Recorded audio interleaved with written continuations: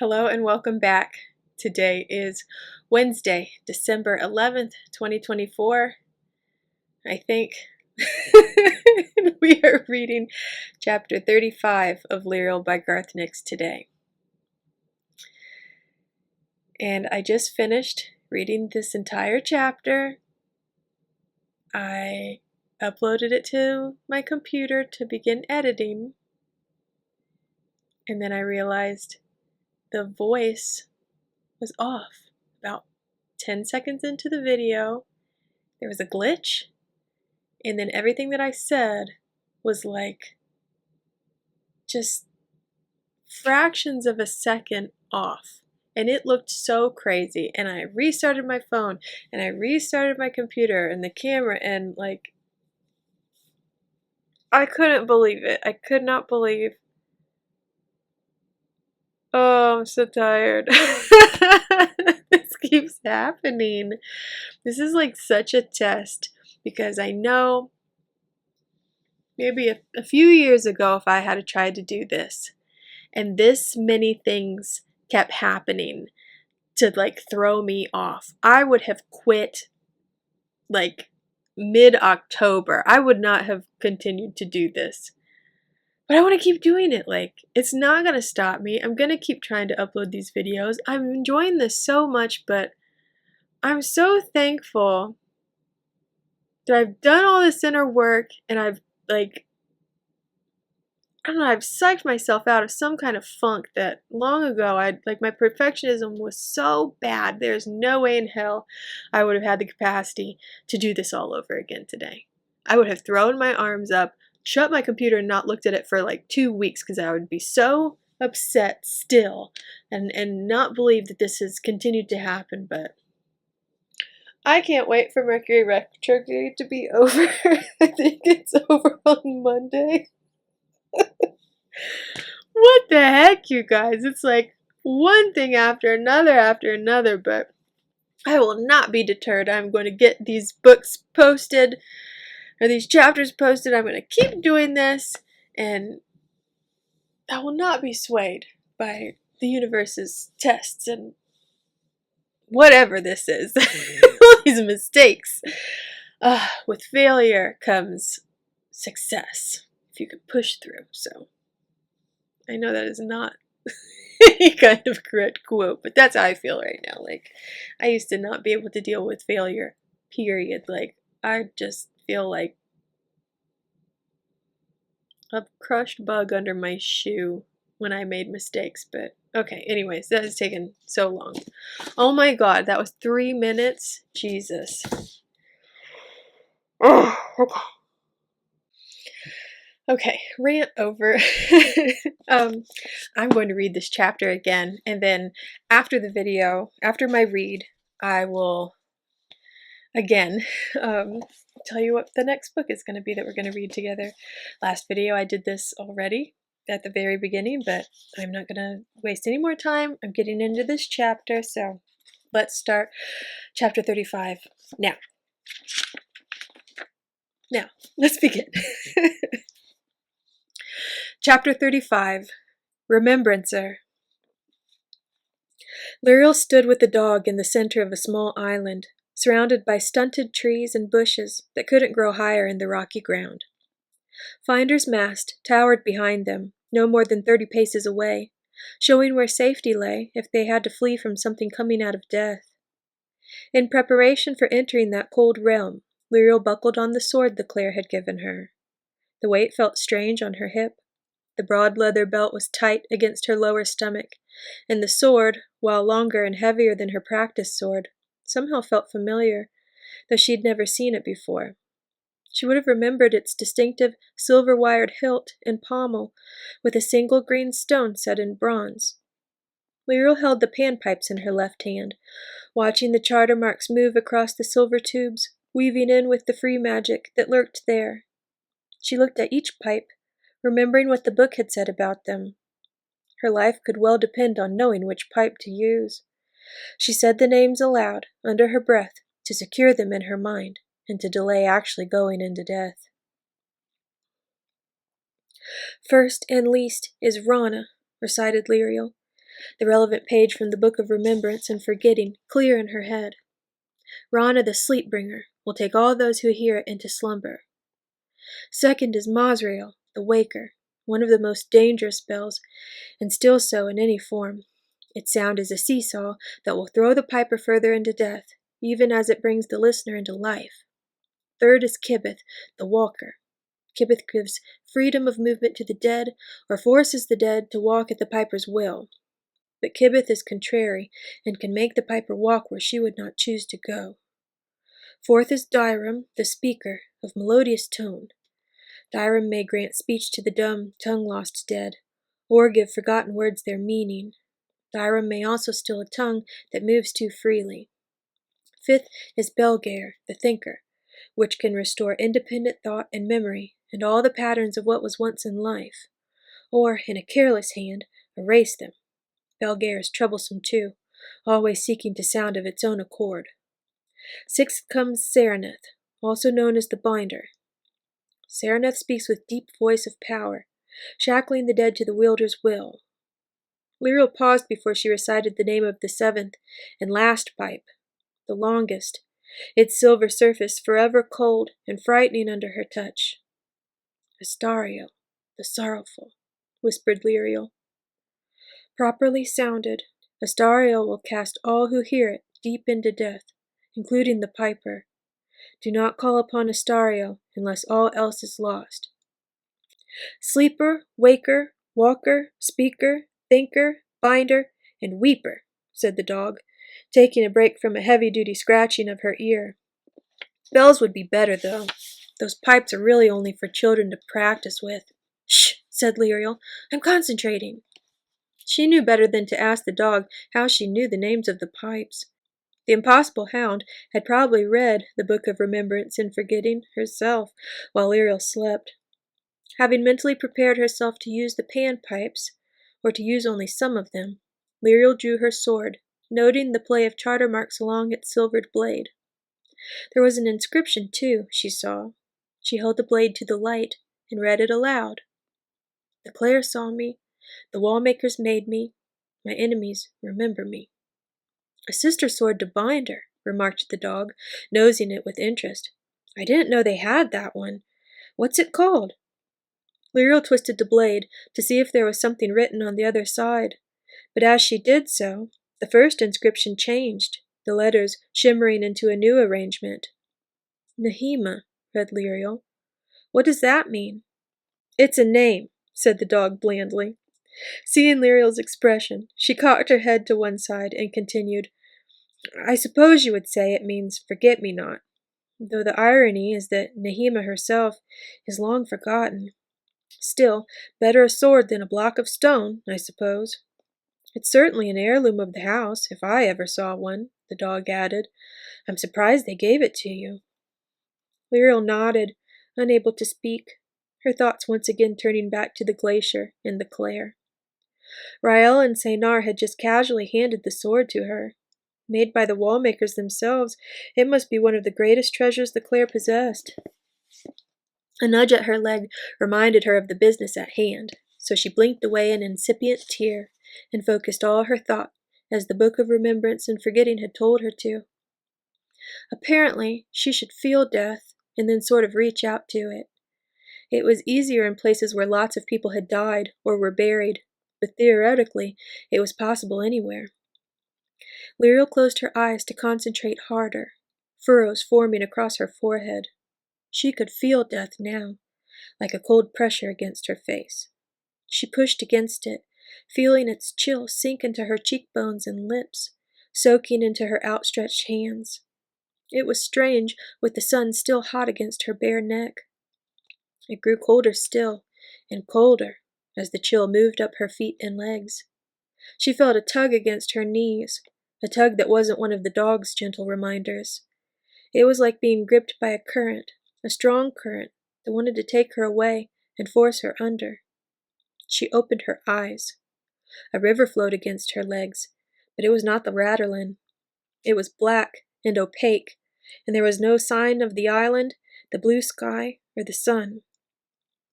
The light was gray and dull as far as she could see, out to a totally flat horizon.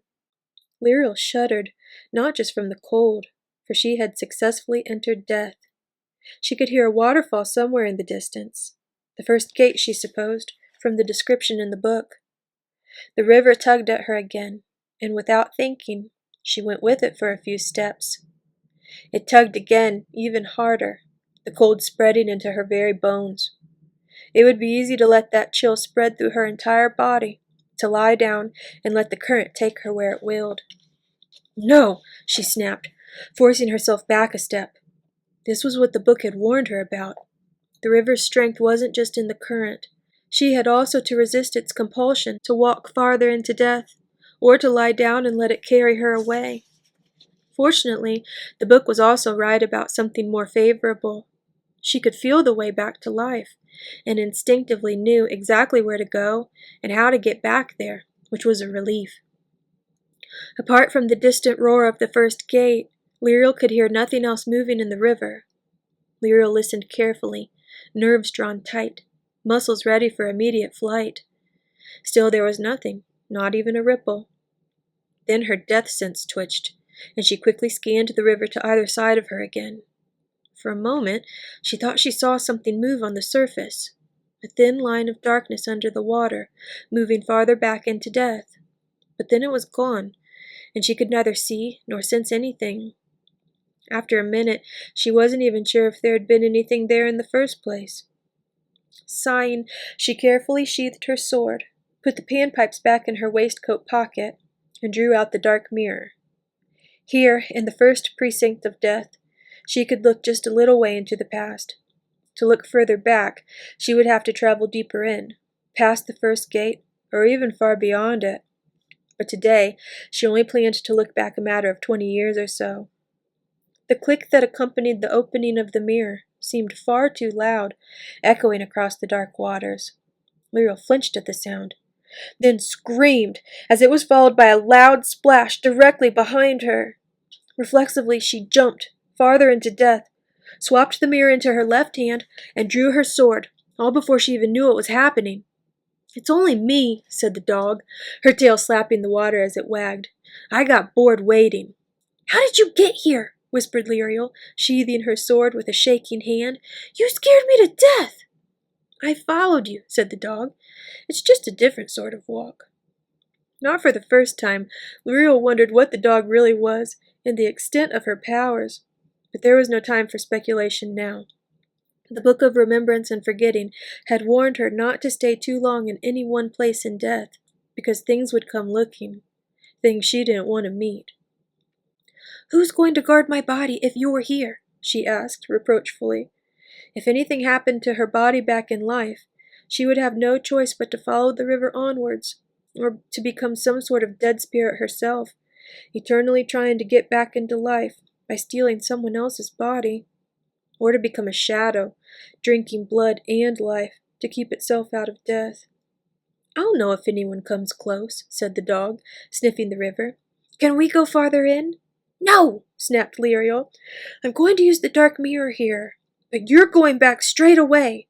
This is death, dog, not the glacier." "True," mumbled the dog.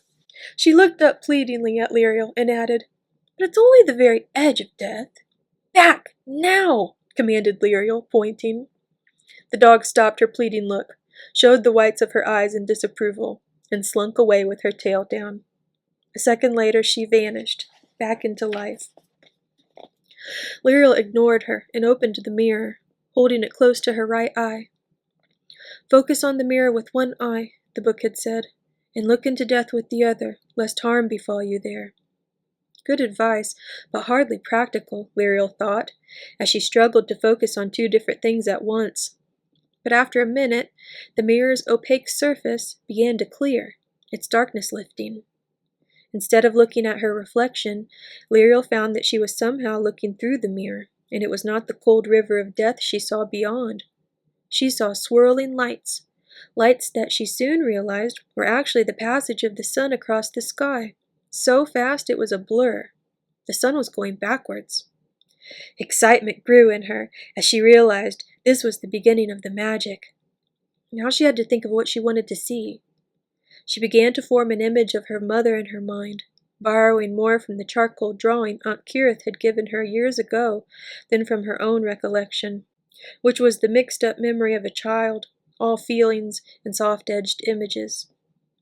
Holding the picture of her mother in her head, she spoke aloud, infusing her voice with the charter marks she'd learned from the book, symbols of power and command that would make the dark mirror show her what she wanted to see.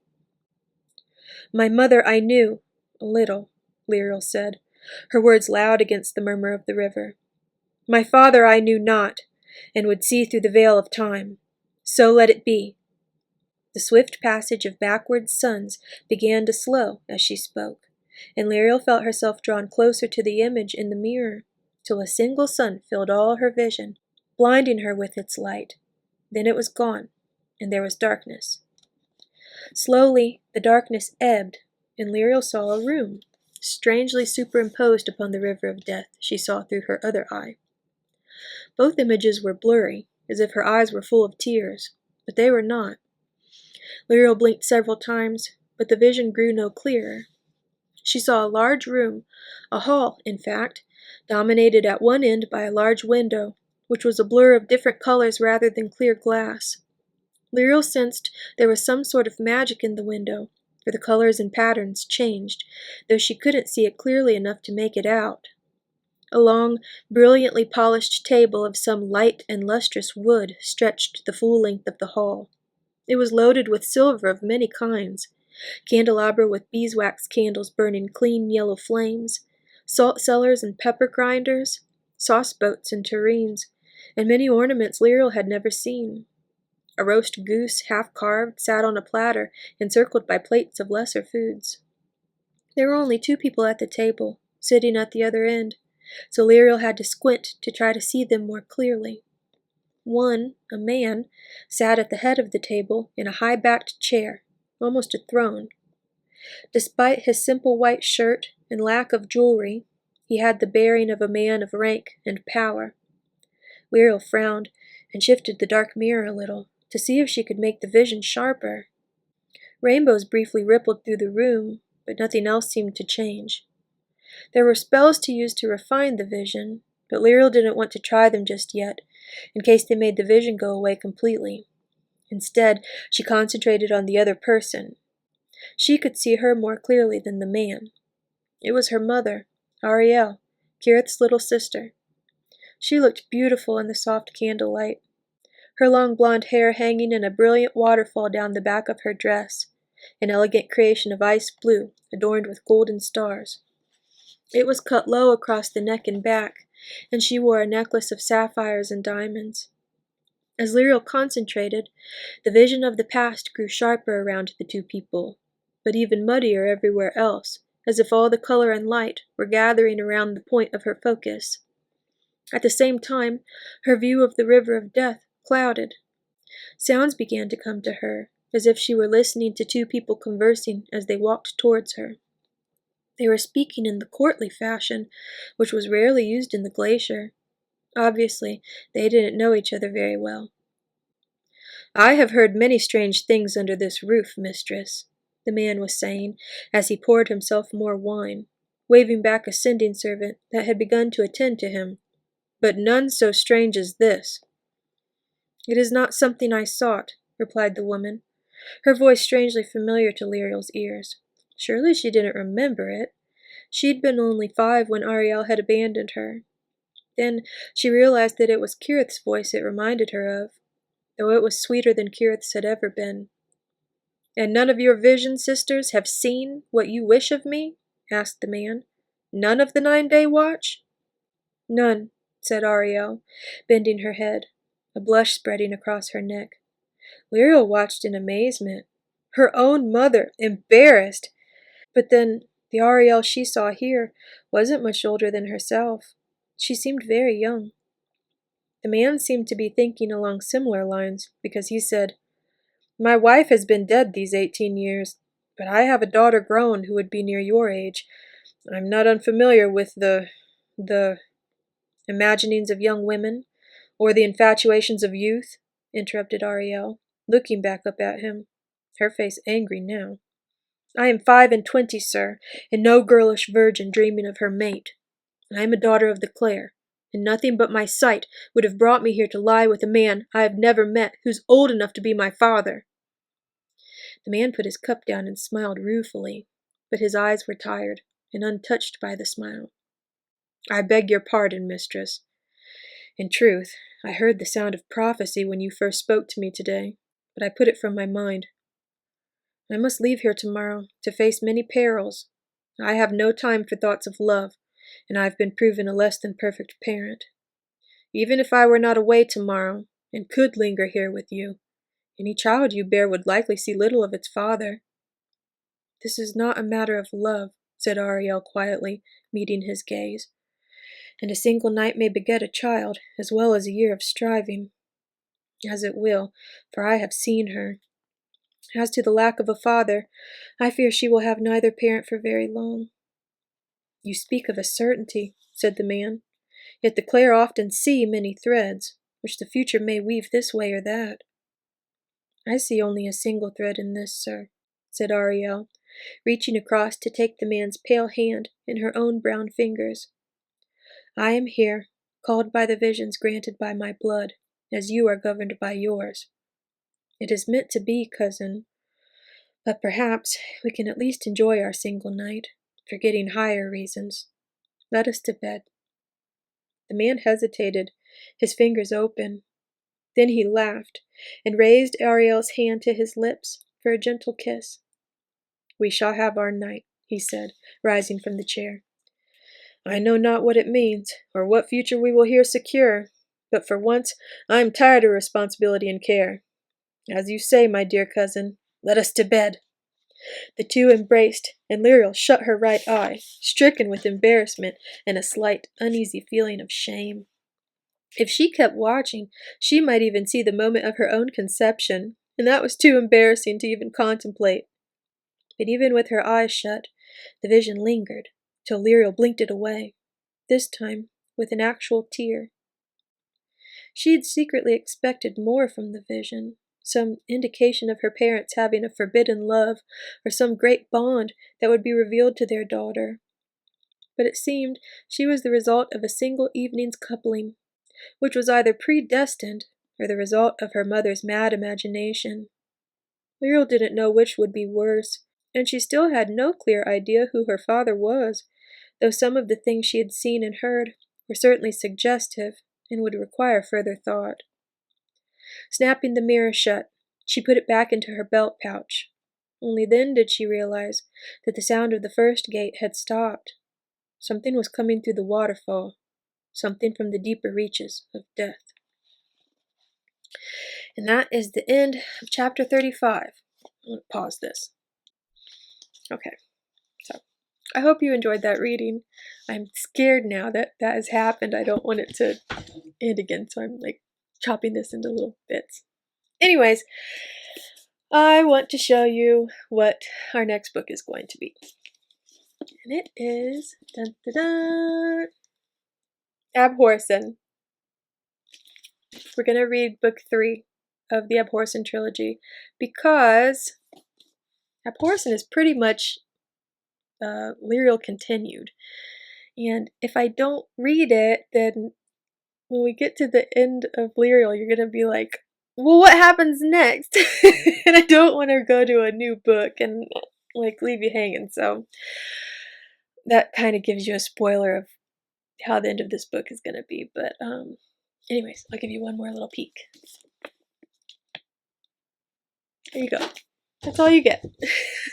I have read Abhorsen. Duh.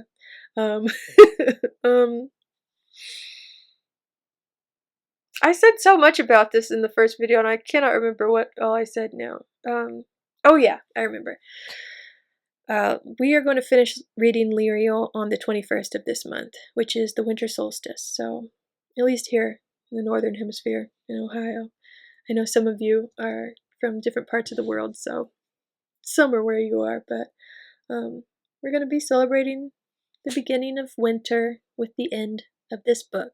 After that, I'm not going to read anything for the rest of the year, so I'm going to take 10 straight days off, I think.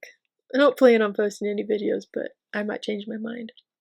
But the plan is, in this book with the epilogue, which is pretty much its own chapter, and then I will take 10 days off, and then January 1st, we will begin Abhorsen, which has 29 chapters, and it has a prologue and an epilogue, but the epilogue is pretty short, so I think I am going to end it like I did with Sabriel, where I read the last chapter and the epilogue together.